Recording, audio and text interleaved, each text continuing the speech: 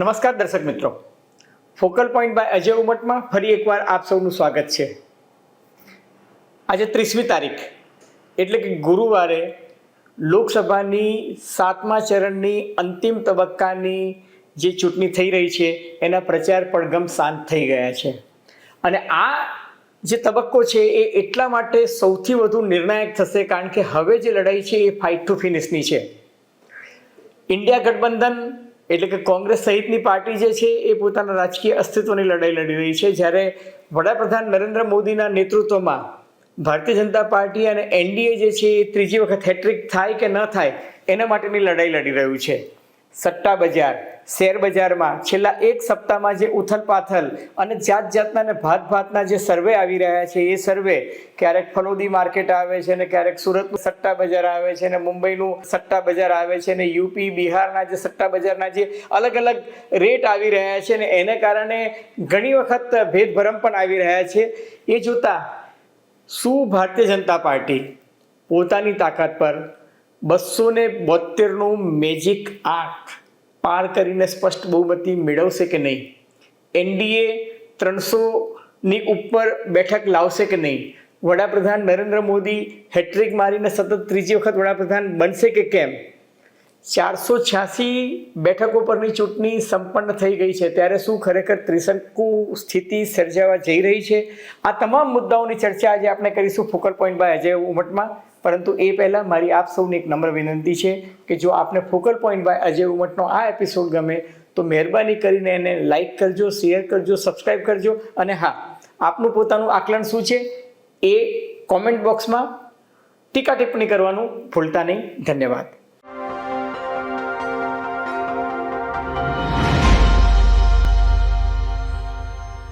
મિત્રો, 7મું ચરણ 45 દિવસથી લોકસભાની ચૂંટણી પ્રથમ, સેકન્ડ, થર્ડ, ફોર્થ એ 6 તબક્કા પતી ગયા અને 7મું ચરણ જે છે એ સૌથી નિર્ણાયક એટલા માટે છે કે અત્યાર સુધીના તબક્કામાં તમે જોયું હોય તો ભારતીય જનતા પાર્ટી અથવા તો એનડીએ ગઠબંધનનો સ્ટ્રાઇક રેટ મોટે ભાગે ખાસ્સો ઉપર હતો 2019 લોકસભાની ચૂંટણીની સરખામણીમાં કહું તો.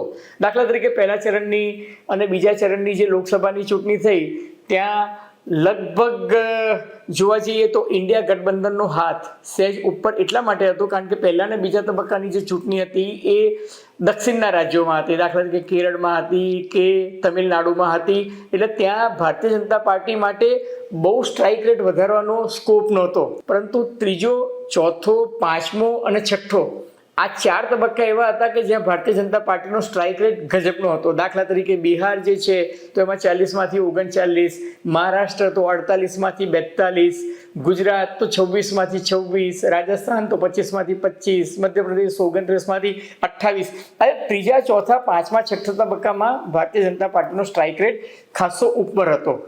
હવે આ જે 7મા તબક્કાની જે ચૂંટણી થઈ રહી છે એ 7મા તબક્કાની ચૂંટણી શનિવારે થશે, એટલે કે 1 જૂને થશે અને 4 જૂને મતગણતરી થશે. 1 જૂને 6 વાગ્યા પછી તો એક્ઝિટ પોલ પણ આવવાની શરૂઆત થઈ જશે. પરંતુ અત્યારના તબક્કામાં જોઈએ તો 7મા તબક્કાની જે ચૂંટણી છે એમાં 57 બેઠકોમાંથી 25 બેઠકો જ માત્ર ભારતીય જનતા પાર્ટીને પ્રાપ્ત થઈ હતી. એનું કારણ એ છે કે આ વખતે જે લોકસભાની ચૂંટણી જઈ રહી છે જે તબક્કામાં એમાં ઉત્તર પ્રદેશની 13 બેઠકો છે.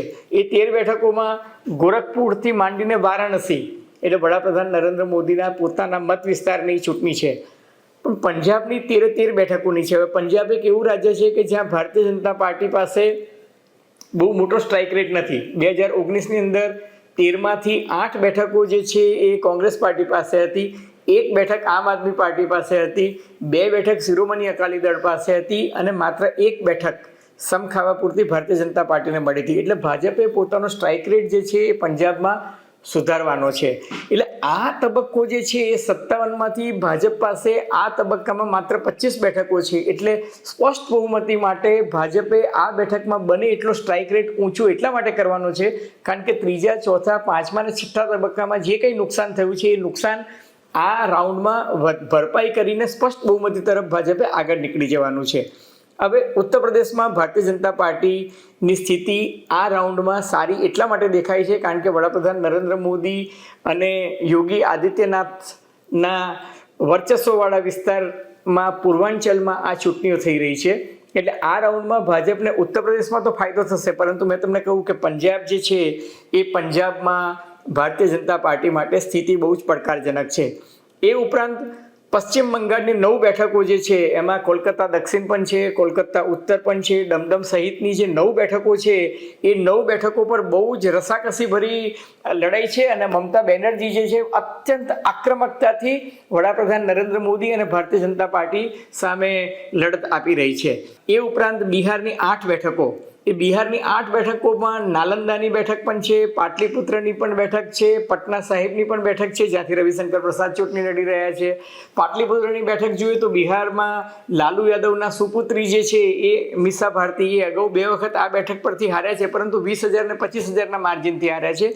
આ વખતે લાલુ યાદવ, તેજસ્વી યાદવે અને રાહુલ ગાંધીએ પૂરી તાકાત લગાડી છે કે આ બેઠક પરથી મીસા ભારતીને ચૂંટણી જીતાડે. એટલે બિહારની જે ચૂંટણી છે એ પણ ભારતીય જનતા પાર્ટી માટે ખાસી પડકારજનક છે. એમાં ભાજપ કરતાં પણ વધારે ખરાબ હાલત જે છે એ ભાજપના સાથી પક્ષ તરીકે એટલે કે નીતિશ કુમારની પાર્ટીની છે, કારણ કે બિહારમાં ભાજપ જે 40 બેઠકોમાં ચૂંટણી લડી રહી છે એમાં ભાજપ માત્ર 17 બેઠક પર ચૂંટણી લડી રહી છે. 16 બેઠક પર નીતિશ કુમારની પાર્ટી જનતા દળ યુનાઇટેડ લડી રહી છે અને 5 બેઠક ચિરાગ પાસવાનની છે અને 2 બેઠક ઉપેન્દ્ર કુશવાહા અને જીતન રામ માંઝીની છે.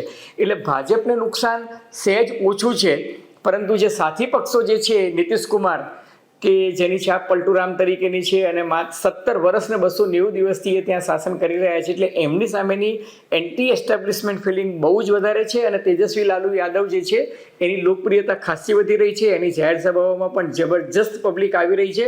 એટલે બિહારનો મોરચો જે છે આ વખતે ભાજપ માટે પડકારજનક લાગી રહ્યો છે.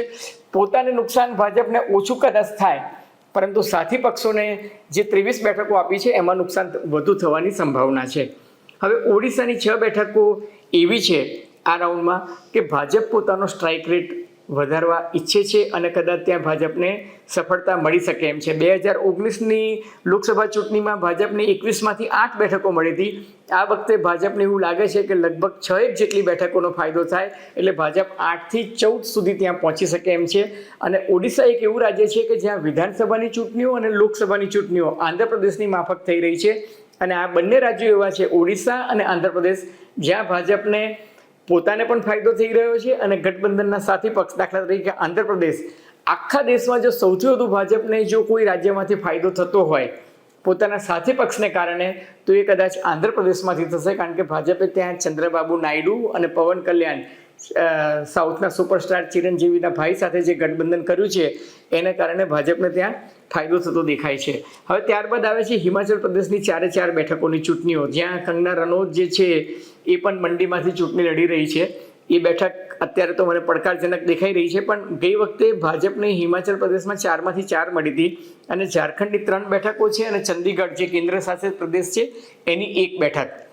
હવે 7મા ચરણનું મહત્વ શું છે? કારણ કે 7મું ચરણ જે છે મેં અગાઉ કહ્યું તેમ એ ભારતીય જનતા પાર્ટી અને એનડીએને બહુમતી મળશે કે કેમ, એ બહુમતી માટે અત્યંત નિર્ણાયક સાબિત થવાનું છે, કારણ કે આ 57 બેઠકમાંથી ભાજપે પોતાનો સ્ટ્રાઇક રેટ મેક્સિમમ લાવવાનો છે. હવે એમાં જે પડકારજનક રાજ્યો છે મેં તમને કહ્યું કે પશ્ચિમ બંગાળ પડકારજનક છે, પંજાબ પડકારજનક છે, બિહાર પડકારજનક છે અને પશ્ચિમ બંગાળમાં મમતા બેનર્જી સતત કેન્દ્ર સરકાર સામે ભયંકર આક્ષેપો કરી રહી છે કે કેન્દ્ર સરકારે અમને આવાસ યોજનામાં 1 રૂપિયો નથી આપ્યો, મનરેગામાં 1 પણ રૂપિયો આપ્યો નથી. અને એથી પણ આગળ તમે જુઓ તો ઉત્તર અને પશ્ચિમ બંગાળમાં ભારતીય જનતા પાર્ટીએ સારી એવી મહેનત કરી છે અને ત્યાં ભારતીય જનતા પાર્ટી સારી બેઠક મેળવવાની આશા રાખે છે, પરંતુ મમતા બેનર્જીએ મધ્ય અને દક્ષિણ બંગાળનો પોતાનો કિલ્લો જે છે એ ખાસો અકબંધ રાખ્યો છે. અને આ વખતની ચૂંટણી જે 7 તબક્કામાં થઈ એમાં મમતા બેનર્જીને સૌથી વધુ ફાયદો એ થયો કે દરેક તબક્કામાં એ મર્યાદિત 6 બેઠકો પર પોતાનું ધ્યાન આપતી હતી, જ્યારે સામા પક્ષે ભાજપના જે સ્ટાર કેમ્પેનર હતા મુખ્યત્વે 2 જ વડાપ્રધાન નરેન્દ્ર મોદી અને અમિતભાઈ શાહ એ એટલું બધું ધ્યાન ત્યાં નથી આપી શક્યા અને એને કારણે ત્યાં આગળ જબરજસ્ત મતોમાં ધ્રુવીકરણ દેખાઈ રહ્યું છે. પશ્ચિમ બંગાળ જે છે ચતુષ્કોણીય જંગ છે, એક તરફ ભાજપ છે, બીજી તરફ મમતા બેનર્જીની તૃણમૂલ કોંગ્રેસ પાર્ટી છે, ત્રીજી તરફ કોંગ્રેસ પાર્ટી છે, ચોથી તરફ CPI CPM છે, પણ મુખ્યત્વે લડાઈ જે છે એ ભાજપ અને તૃણમૂલ કોંગ્રેસ પાર્ટી વચ્ચે છે. હવે ભાજપ એવું ઈચ્છે છે કે ગઈ વખતે 42માંથી જે 18 બેઠકો મળી હતી અને જો ભાજપનો સ્ટ્રાઇક રેટ આ વખતે સુધરે એટલે લગભગ 3 થી 4% સ્વિંગ જો ભાજપની ફેવરમાં આવે તો ભાજપ 18 થી 31 બેઠકો સુધી એટલે લગભગ 13 બેઠકો આ જગ્યાએ વધારે અને ભાજપનો વકરો એટલો મમતા બેનર્જીનો નુકસાન. એટલે ભાજપ જો 18 થી 31 પર જાય તો મમતા બેનર્જી 42માંથી 11 પર આવે અને એ 11માં પણ 2 બેઠક જે છે એ કોંગ્રેસ અને એક અન્ય પાર્ટી જીતી શકે એમ છે. એટલે મમતા બેનર્જી 9 પર આવી જાય. ભાજપ એટલા માટે પણ ઈચ્છે છે કે મમતા બેનર્જીનો આંક નીચે આવે કારણ કે એનડીએ ગઠબંધનમાં ભાજપનો સ્કોર તો ઊંચો થાય પરંતુ ઇન્ડિયા ગઠબંધનને એટલું નુકસાન પણ થાય કારણ કે મમતા બેનર્જીએ સ્પષ્ટ કહ્યું છે કે ચૂંટણી પછી મમતા બેનર્જી ઇન્ડિયા ગઠબંધનને સપોર્ટ આપશે અને મમતા બેનર્જીએ એવો પણ દાવો કર્યો છે કે આ વખતે એનડીએ સ્પષ્ટ બહુમતી નહીં લાવી શકે. એ દાવો મલ્લિકાર્જુન ખડગે પણ કરી રહ્યા છે, રાહુલ ગાંધી પણ કરી રહ્યા છે, પ્રિયંકા પણ કરી રહી છે, તેજસ્વી લાલુ યાદવ પણ કરે છે અને અખિલેશ યાદવ પણ કરે છે. જયરામ રમેશ અને તેલંગાણાના મુખ્યમંત્રી રેવંતાએ તો ત્યાં સુધી કહ્યું છે કે જો કોંગ્રેસ પાર્ટીને 125 બેઠકો પણ આવશે તો દિલ્હીમાં કોંગ્રેસ પાર્ટી જે છે એ સરકાર રચવા માટે સાથી પક્ષો ઇન્ડિયા બ્લોક દ્વારા દાવો રજૂ કરશે. અલબત્ત ચૂંટણી પહેલા દરેક રાજકીય પક્ષો પોતપોતાની રીતે દાવો કરતા હોય છે. હવે મમતા બેનર્જી તો વડાપ્રધાન મોદી સામે એટલી હદે અકળાયેલા છે કે એ કન્યાકુમારીમાં વડાપ્રધાન નરેન્દ્ર મોદી ધ્યાન કરવા જાય કે મનન કરવા જાય કે ચિંતન કરવા જાય ત્યાં પણ એમને એવું લાગે છે કે ત્યાં વિવેકાનંદ રોક ખાતે એ જશે અને સમગ્ર દેશના કેમેરા જે છે ખાસ કરીને પશ્ચિમ બંગાળના કેમેરા એ વડાપ્રધાન નરેન્દ્ર મોદીને પૂજા અર્ચન કરતા અલગ અલગ વેશભૂષામાં બતાવશે અને એને કારણે પશ્ચિમ બંગાળના મતદારો પર અસર થશે. એનું મુખ્ય કારણ એ છે કે ગત લોકસભાની ચૂંટણીમાં એટલે કે 2019માં છેલ્લા રાઉન્ડમાં વડાપ્રધાન નરેન્દ્ર મોદી જે છે એ કેદારનાથની કંદરાઓમાં ચિંતન અને મનન કરવા માટે ગયા હતા, ધ્યાન ધરવા માટે ગયા હતા ત્યારે એટલો બધો વિરોધ નહોતો થયો. પરંતુ હવે જ્યારે વિવેકાનંદ રોક પર કન્યાકુમારીમાં ધ્યાન મંડપમાં 45 કલાક માટે વડાપ્રધાન નરેન્દ્ર મોદી જવાના છે તો મમતા બેનર્જી સૌથી વધુ વિરોધ કરી રહ્યા છે કારણ કે એમને લાગે છે કે હવે નેરેટિવ જે છે એ છેલ્લા 48 કલાકમાં નરેન્દ્ર મોદી પોતાની તરફેણમાં લાવશે અને એની સૌથી વધારે અસર જે છે એ પશ્ચિમ બંગાળમાં થશે. અગાઉ પણ તેઓ આક્ષેપ કરી ચૂક્યા છે કે રામકૃષ્ણ મિશનના કેટલાક સાધુઓ સંતો અથવા તો એમણે મિશનરીના જે પ્રચાર કરનારા લોકો જે છે એ ભારતીય જનતા પાર્ટીને ત્યાં મદદ કરી રહ્યા છે. અલબત્ત રામકૃષ્ણ મિશને એવી સ્પષ્ટતા પણ કરી છે કે અમે કોઈ રાજકીય પક્ષને મદદ કરતા નથી પરંતુ મમતા બેનર્જીને એવું લાગે છે કે આ ષડયંત્ર છે કારણ કે કદાચ આવનારા 48 કલાકમાં ટીવી ચેનલો જે છે એ નરેન્દ્ર મોદીની સરખામણી નરેન્દ્ર એટલે કે વિવેકાનંદ એમનું મૂળ નામ નરેન્દ્ર હતું એ કે નરેન્દ્રથી માંડીને નરેન્દ્ર મોદી સુધીની ચર્ચા થશે. જેપી નડ્ડાએ તો નરેન્દ્ર મોદીને દેવોના દેવ કહી દીધું છે. એટલે મમતા બેનર્જી ખૂબ અકળાયેલા છે અને એનો અર્થ એ છે કે મમતા બેનર્જીને લાગે છે કે ક્યાંક ફાઇટ વધી રહી છે અને ક્યાંક તેઓને બેઠકોનું નુકસાન પણ થઈ શકે છે. હવે પશ્ચિમ બંગાળ એક સૌથી મોટામાં મોટું બેટલફિલ્ડ છે ભારતીય જનતા પાર્ટી માટે એટલા માટે કે જો 18 થી 31 સુધીનો સ્ટ્રાઇક રેટ ભાજપનો જતો રહે તો ભાજપને તો ફાયદો જ છે પરંતુ મમતા બેનર્જી એવી કોશિશ કરી રહ્યા છે કે 18 ની 9 બેઠક જે છે એ ભાજપને કઈ રીતના થઈ શકે અને એટલા જ માટે કરેંગે યા મરેંગેનો જંગ જે છે એ પશ્ચિમ બંગાળમાં લડાઈ રહ્યો છે. જો તમને યાદ હોય તો વડાપ્રધાન નરેન્દ્ર મોદીએ પહેલા 2 રાઉન્ડમાં જ્યારે ચૂંટણી હતી ત્યારે પોતાના પ્રચારમાં જમ્મુ કાશ્મીરમાં 370મી કલમ રદ થઈ એની વાત કરી, વિકસિત ભારતની વાત કરી, ભારત જે છે વિશ્વની 3જી આર્થિક તાકાત બનશે એની વાત કરી, 2047ની સાલનો એક આખો રોડમેપ આપ્યો, રામ મંદિરની વાત કરી. પરંતુ ત્રીજા તબક્કા બાદ તમે જોયું હશે તો મટન આવી ગયું, મચ્છી આવી ગઈ, મુસ્લિમ આવી ગયું, મંગળસૂત્ર આવી ગયું અને તમે જુઓ કે હિન્દુ મુસ્લિમની જે વાત છે એ ધ્રુવીકરણ જે છે એનો સૌથી વધુ ફાયદો ભાજપને જો કોઈ એક રાજ્યમાં થવાનો હોય તો એ અત્યારે પશ્ચિમ બંગાળમાં થવાનો છે કારણ કે મમતા બેનર્જી છે એની સામે આક્ષેપ થઈ રહ્યો છે કે એ લઘુમતીઓના તૃષ્ટિકરણ જે છે એના માટે સૌથી વધુ પ્રયત્નશીલ રહે છે અને એ એમની સૌથી મોટી વોટ બેંક પણ છે. અને પશ્ચિમ બંગાળ એક એવું રાજ્ય છે કે જ્યાં 28 થી 30% મુસ્લિમોની વસ્તી છે. અને ઘૂસપેઠિયા શબ્દનો પણ જે ઉપયોગ ભારતીય જનતા પાર્ટીના જે નેતાઓ કરી રહ્યા છે એ મહદઅંશે પશ્ચિમ બંગાળના ઘૂસપેઠિયાઓ છે એ રીતના કરી રહ્યા છે. હવે આ વાત જે હું કરું છું એ પરિપ્રેક્ષમાં કરું છું કે 2019માં તમે જોયું હોય તો કોંગ્રેસ પાર્ટીને માત્ર 52 બેઠકો મળી હતી. ભારતીય જનતા પાર્ટીને પોતાની તાકાત પર 303 બેઠક મળી હતી અને એનડીએ ગણો તો 353 બેઠકો મળી હતી. હવે આ બેઠકોમાંથી 190 બેઠકો એવી હતી કે જ્યાં ભારતીય જનતા પાર્ટી અને કોંગ્રેસ વચ્ચે સીધી લડાઈ હતી અને એ સીધી લડાઈમાં 190માંથી 176 બેઠકો પર ભાજપ જીત્યું હતું અને માત્ર 14 બેઠકો પર કોંગ્રેસ પાર્ટી જીતી હતી.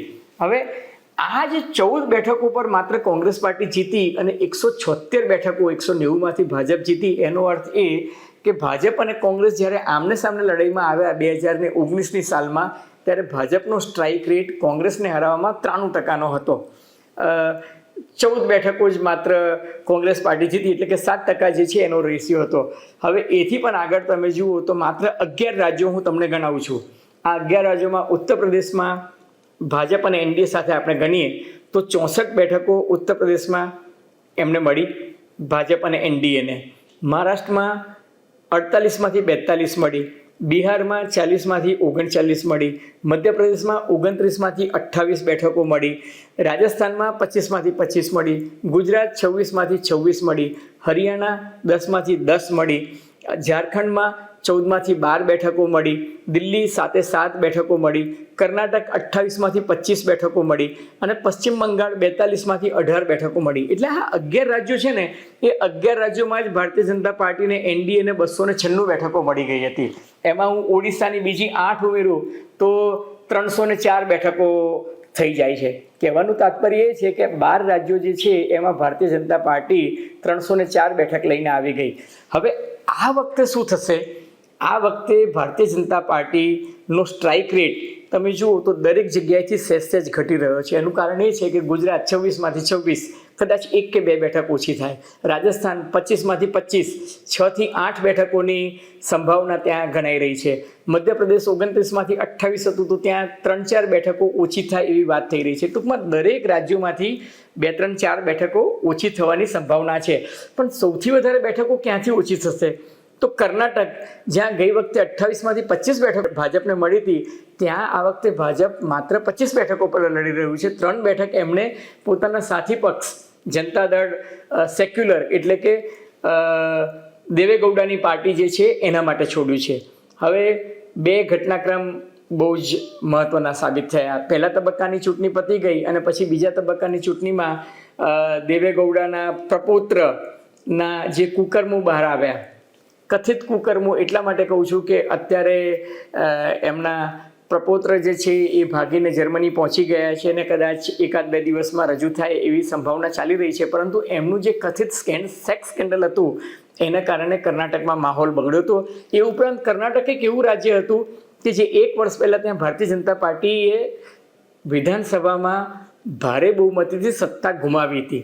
એટલે અત્યારે ત્યાં આગળ કર્ણાટકમાં કોંગ્રેસ પાર્ટીની સરકાર છે અને કર્ણાટક એક એવું રાજ્ય છે કે જ્યાં ભારતીય જનતા પાર્ટીને 10 થી 12 બેઠકોનું નુકસાન થવાની સંભાવના છે. હવે કર્ણાટક પછી તમે મહારાષ્ટ્રની વાત કરો તો મહારાષ્ટ્રમાં પણ પરિસ્થિતિ બદલાયેલી છે. મહારાષ્ટ્રમાં પણ ભારતીય જનતા પાર્ટીએ જે તડજોડ અને તોડજોડની રાજનીતિ કરી એને કારણે શિવસેનાના 2 ભાગલા પડ્યા, એને કારણે એનસીપીના 2 ભાગલા પડ્યા. મરાઠાવાડમાં અનામત આંદોલન થયું, એને કારણે ત્યાં મામલો બગડ્યો છે. વિદર્ભ જે છે ત્યાં પણ મામલો બગડ્યો છે અને ત્યાં ભાજપ અને કોંગ્રેસ વચ્ચેની સીધી લડાઈ છે. કોંકણ એ શિવસેના ઉદ્ધવ ઠાકરેનો ગઢ રહ્યો છે. બારામતી જે છે એ શરદ પવારનો ગઢ રહ્યો છે.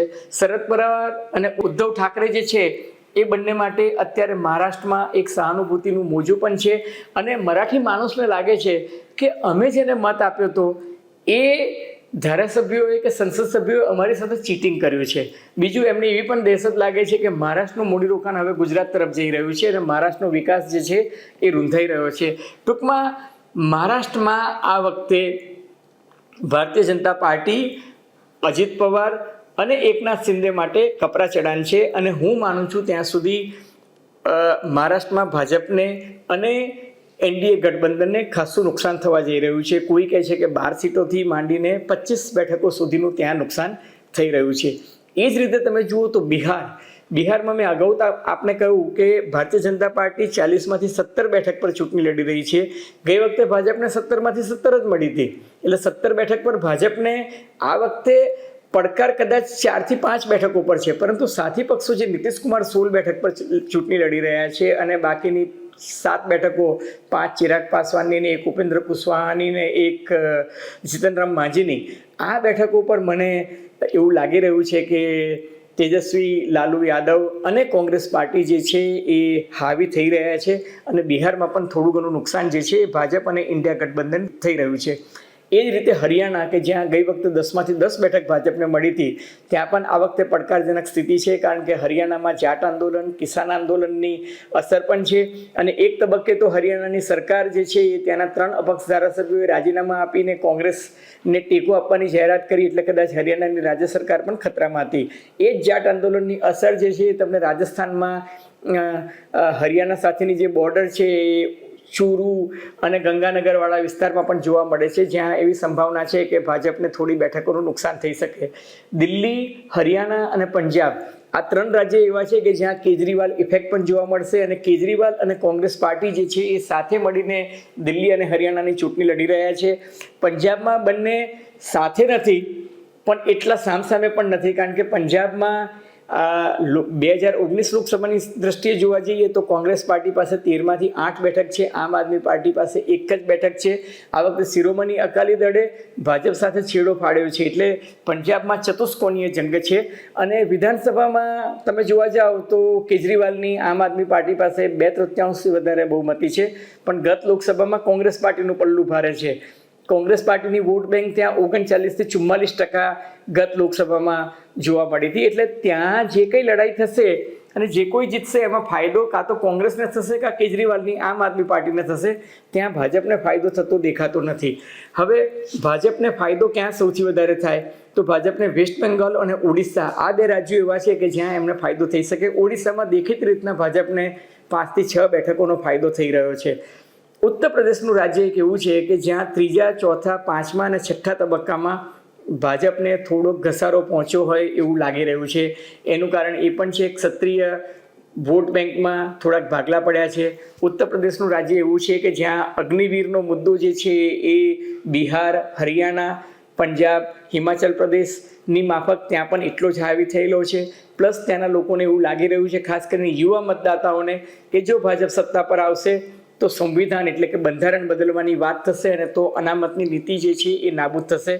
અલબત્ત એ થાય કે ન થાય, પરંતુ એક પરસેપ્શન જે છે એ મતદાતાઓમાં સેટ થઈ ગયું છે.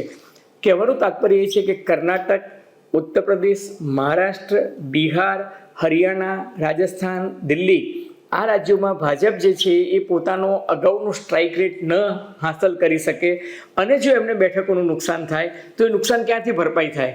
તો એ નુકસાન ભરપાઈ થઈ શકે ઓડિશામાંથી, વેસ્ટ બેંગોલમાંથી, દક્ષિણના રાજ્યો ગણું તો હું તેલંગાણામાંથી, કારણ કે ત્યાં તેલંગાણા રાષ્ટ્રીય સમિતિ જે છે આ વખતે લગભગ હાસ્યમાં ધકેલાઈ ગઈ છે, એટલે ત્યાં ભારતીય જનતા પાર્ટીની બેઠક વધી શકે એમ છે.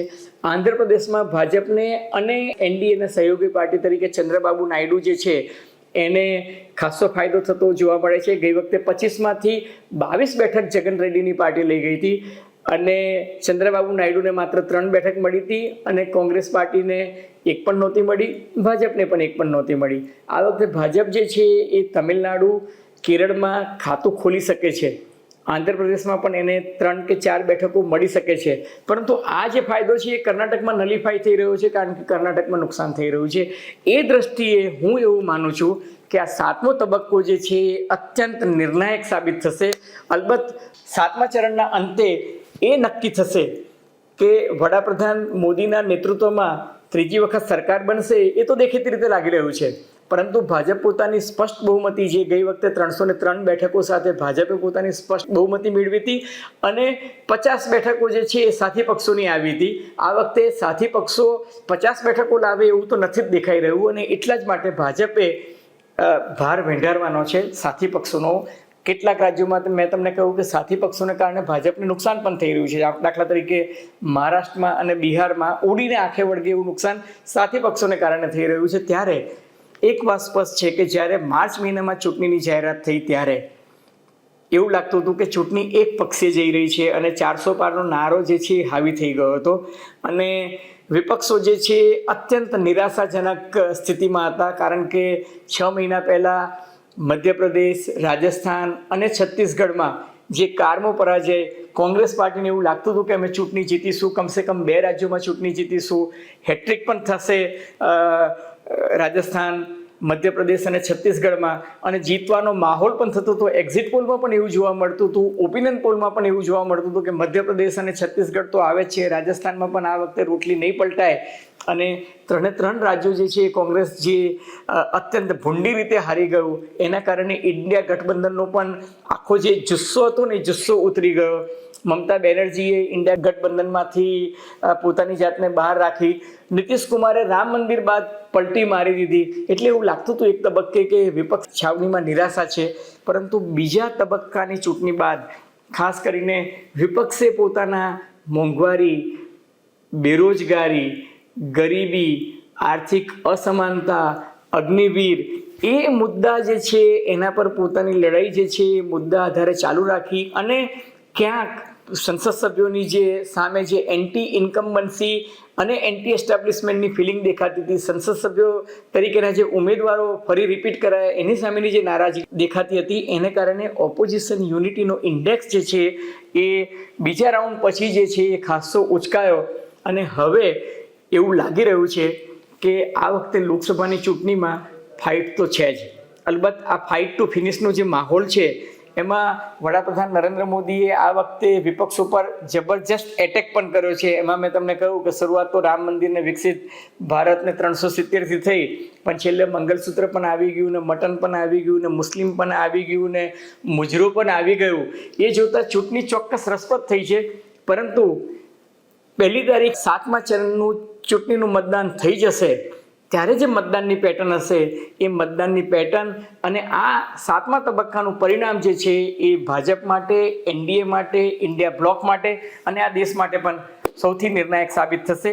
એની ચર્ચા 1 તારીખે એક્ઝિટ પોલ પછી આપણે ફરી એકવાર કરીશું, પરંતુ ફોકલ પોઈન્ટ બાય અજય ઉમટનો આ એપિસોડ 9 ગુજરાત સમય અને અમદાવાદ મિરરના સથવારે જો આપને ગમ્યો હોય તો મહેરબાની કરીને એને લાઇક કરજો, શેર કરજો, સબસ્ક્રાઈબ કરજો અને હા, કોમેન્ટ બોક્સમાં આપનું પોતાનું શું આકલન છે 7મા ચરણના અંતે ઓવરઓલ લોકસભાની જે 7 તબક્કાની ચૂંટણી થઈ એ અંગે એનડીએને સ્પષ્ટ બહુમતી મળશે કે ભાજપને સ્પષ્ટ બહુમતી મળશે, 300ની પાર જશે, 350ની ઉપર એનડીએ જશે કે કેમ, ખરેખર 400 પાર જશે કે કેમ, ઇન્ડિયા બ્લોક જે છે એને સત્તામાં આવવાની સંભાવના દેખાઈ રહી છે, કોંગ્રેસ પાર્ટી 100થી વધુ બેઠકો પ્રાપ્ત કરી શકશે કે કેમ, આ તમામ મુદ્દે આપનું આકલન શું છે એ અમને જણાવશો તો ખૂબ ખૂબ આનંદ થશે. ધન્યવાદ, ખૂબ ખૂબ આભાર.